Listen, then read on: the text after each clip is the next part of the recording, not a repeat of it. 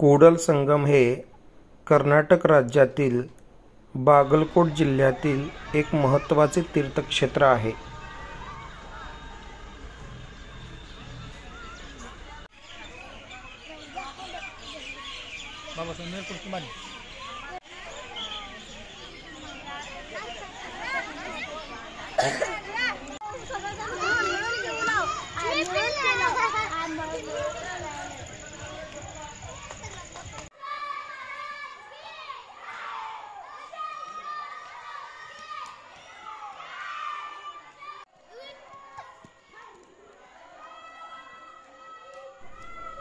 कूडल संगम हे तीर्थक्षेत्र कृष्णा आणि मलप्रभा या दोन नद्यांच्या संगमावर वसलेले आहे आणि लिंगायत संप्रदायासाठी हे तीर्थक्षेत्र खूपच पवित्र आणि महत्त्वाचे आहे।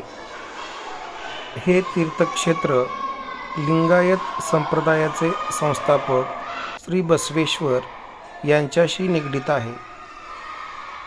येथे बांधलेले संगमनाथ मंदिर हे चालुक्य शैलीचे एक उत्कृष्ट उदाहरण आहे।